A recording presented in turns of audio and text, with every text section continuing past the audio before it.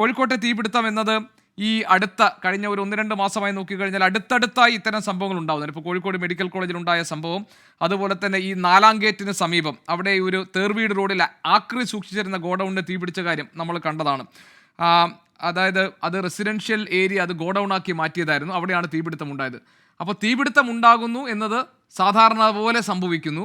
തീപിടുത്തം ഉണ്ടായാൽ അത് അണയ്ക്കാൻ പാടുപെടുന്ന സാഹചര്യം ഇന്നലെ നമ്മൾ കോഴിക്കോട്ട് കണ്ടു. എന്താണ് താങ്കൾ ഈ വിഷയത്തെ മൊത്തമായി ഇതിനെ കാണുമ്പോൾ എവിടെയൊക്കെയാണ് പാകപ്പിഴകളുള്ളതായിട്ട്, പിഴവുകൾ സംഭവിച്ചതായിട്ട് താങ്കൾക്ക് തോന്നുന്നത്? അതോടൊപ്പം ശ്രീ സജീവൻ, ഇതിൽ എന്തെങ്കിലും ഒരു അട്ടിമറി സംശയിക്കേണ്ടതുണ്ടോ? ഗോപീഷൻ, ഇത് നമ്മൾ പറയല്ലോ, കണ്ടാലും കൊണ്ടാലും പഠിക്കില്ല എന്നുള്ളത്. അതാണ് ഇവിടെ സംഭവിച്ചിട്ടുള്ളത്. മിഠായി തെരുവ് മൊയ്തീൻപള്ളി റോഡ് ഭാഗത്തുണ്ടായ തീപിടുത്തം നമ്മൾ കണ്ടതാണ്. അവിടെ ആ സമയത്ത് അത് മുഴുവൻ കത്തി നശിക്കുന്നതിന് പ്രധാനപ്പെട്ട കാരണമായത് അതിനടുത്തേക്ക് ഫയർ എഞ്ചിനൊന്നും പോകാൻ പോലും പറ്റാത്ത രൂപത്തിൽ അത്രയും ഉടുസായിട്ടുള്ള സ്ഥലമായതുകൊണ്ടാണ്. അങ്ങനെ ഉള്ള ഒരു സംഭവം ഉണ്ടായിട്ട് എത്ര വർഷമായി? അതിനെക്കുറിച്ച് അന്വേഷണങ്ങൾ ഉണ്ടായിരുന്നു, പലതരത്തിലുള്ള പരിഹാരങ്ങളെ കുറിച്ച് പറഞ്ഞതൊക്കെ ഉണ്ടായിരുന്നു.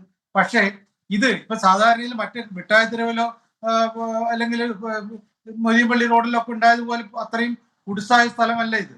ഇതാ വാഹനങ്ങളൊക്കെ എളുപ്പത്തിൽ വരാൻ പറ്റുന്നത്. പക്ഷെ അവിടുത്തെ പ്രശ്നം ഇപ്പോൾ ഇവിടെ സുനിലില് പറഞ്ഞ പോലെയല്ല. അത് അവിടെ ഏറ്റവും പ്രധാനപ്പെട്ട പ്രശ്നം എന്ന് പറയുന്നത് കട്ടിയുള്ള ബോർഡ് വെച്ചിട്ടാണ് അടച്ചിട്ടുള്ളത്.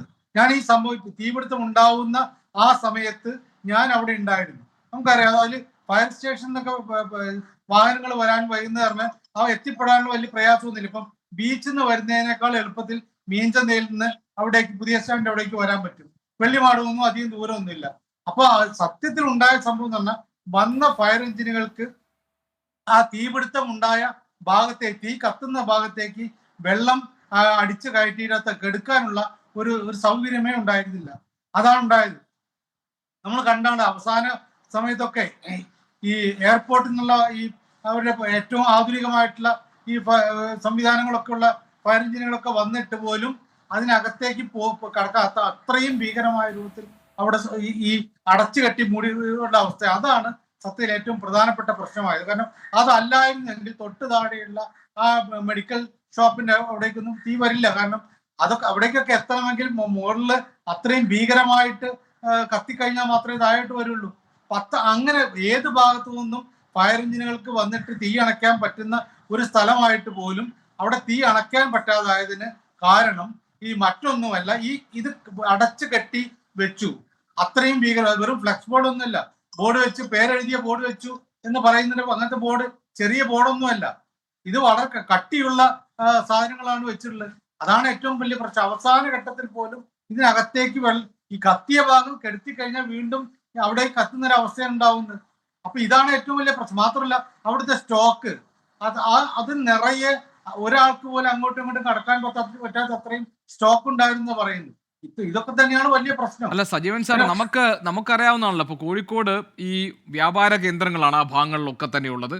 വളരെ പഴക്കം ചെന്ന കടകളുണ്ട്. അതിൻ്റെ പുരാതന സ്വഭാവം നിലനിർത്തേണ്ടതുമാണ്. കാരണം കോഴിക്കോടിൻ്റെ ആ പുരാതന പൈതൃകം എന്ന് പറയുന്നത് നമ്മളെ സംബന്ധിച്ച് ഏറ്റവും വിലപ്പെട്ടതാണ്. ഇപ്പം ഞാൻ അതിൻ്റെ തൊട്ട് അയൽ ജില്ലയിലുള്ള മലപ്പുറത്തുള്ള ആളാണ്. അപ്പോൾ അതുകൊണ്ട് അതൊക്കെ നിലനിർത്തേണ്ടതാണ്. പക്ഷേ അതിന് ഈ ആധുനിക സംവിധാനത്തിൽ, അല്ലെങ്കിൽ ഈ പുതിയ കാലത്തിന് അനുസൃതമായ സുരക്ഷാ സംവിധാനങ്ങൾ ഉണ്ടാവുക, അതിന് മോഡിഫൈ ചെയ്യേണ്ട ഭാഗങ്ങൾ മോഡിഫൈ ചെയ്യുക, അതിന് ലൈസൻസ് കൊടുക്കുമ്പോൾ ഈ കാര്യങ്ങളൊക്കെ പുനഃപരിശോധിക്കുക, ഇതൊക്കെ വേണം. ഇപ്പോൾ താങ്കൾ പറഞ്ഞ സ്റ്റോക്കിൻ്റെ കാര്യം എനിക്ക് ഒരു സംശയമില്ല.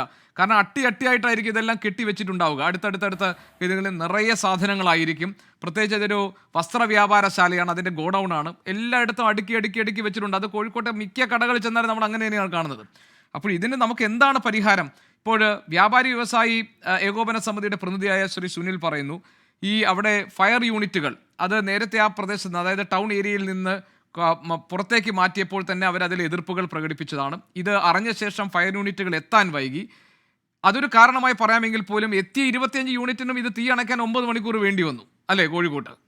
തീർച്ചയായിട്ടും ഞാൻ സുനിൽ പറഞ്ഞ അതിനോട് എനിക്ക് വലിയ യോജിപ്പുന്നില്ല. കാരണം ബീച്ചിൽ നിന്നും വരുന്നതിനേക്കാൾ, ബീച്ചിലെ ഫയർ ഓഫീസിൽ നിന്ന് വരുന്ന അതിനേക്കാൾ എളുപ്പത്തിലൊന്നും അല്ലെങ്കിൽ പോലും വലിയ വ്യത്യാസമില്ലാതെ മീഞ്ചന്തയിൽ വരാൻ പറ്റും. വെള്ളിമാടൊന്നും അത്ര പ്രയാസമൊന്നുമല്ല. അപ്പൊ അതല്ല പ്രശ്നം. ഫയർ എഞ്ചിൻ ലേറ്റ് ആയതുകൊണ്ടാണ് ഈ ഭീകരമായിട്ടുള്ള ഈ സംഭവം ഉണ്ടായത്, ഇത്രയും തീ നഷ്ടം ഉണ്ടായത് എന്ന് പറയുന്നതിന് യോജിക്കും. ഒറ്റ പ്രശ്നം എന്ന് പറയുന്നത്, എത്ര ഫയർ, 25 അല്ല 500 ഫയർ എഞ്ചിൻ വന്നാലും അതിനകത്തേക്ക് വെള്ളം എത്തിക്കണമല്ലോ. അവരെ സാഹസപ്പെടുകയെ സ്വന്തം ജീവൻ പോലും പണയം വെച്ചിട്ടുള്ള രീതിയിലാണ് അവർ അവിടെ ജോലി ചെയ്തുകൊണ്ടിരുന്നത്. അതിന് അത്രയും കെട്ടിയടക്കപ്പെട്ട ഒരവസ്ഥയാണ് ഉണ്ടായിരുന്നത്. അതാണ് ഇനിയുള്ള സമയത്ത് ചെയ്ത് നോക്കേണ്ടത്. നേരത്തെ മിഠായി തെരുവിലൊക്കെ ഉണ്ടായ അതേ സെയിം സംഭവം തന്നെ. അതെ, അങ്ങോട്ടും ഇങ്ങോട്ടും കടക്കാൻ പറ്റാത്തത്ര രൂപത്തിൽ ഇത്തരം കെട്ടിടങ്ങൾ ഉണ്ടാവുക, അതെല്ലാം അടച്ചു മൂടുന്ന ഒരു അവസ്ഥ ഉണ്ടാവുക, അതിലൊക്കെ വെക്കാൻ പറ്റുന്നതിനേക്കാൾ കൂടുതൽ സ്റ്റോക്ക് സൂക്ഷിക്കുക, ഇതൊക്കെയാണ് പ്രശ്നം. അതിന് പിന്നെ ഈ മറ്റു കാര്യം ഇപ്പൊ നമുക്ക് മാനാഞ്ചിറ അവിടെ ഉള്ളതുകൊണ്ടാണ് ഇത്രയും എളുപ്പത്തിലെങ്കിൽ നടന്നാൽ അതിലുണ്ടാവുന്ന വലിയ പ്രശ്നമുണ്ട്. വേറെ എവിടെ നിന്നും ജലം കിട്ടുന്ന രൂപത്തിൽ ഒരു അവസ്ഥയില്ല. പണ്ടൊക്കെ നമ്മുടെയൊക്കെ എത്രയോ കാലത്ത് ബ്രിട്ടീഷുകാരുടെ കാലത്ത് തന്നെ പറയില്ല വട്ടക്കിണർ എന്ന് പറയുന്നത് ഗോപീഷ്ണൻ അറിയാവുന്നതാണല്ലോ. വട്ടക്കിണർ എന്ന് പറയുന്നത് ഈ അഗ്നിരക്ഷാ സേനയ്ക്ക് വെള്ളമെടുക്കാൻ വേണ്ടി ഉണ്ടാക്കിയിട്ടുള്ള ടാങ്കാണ്.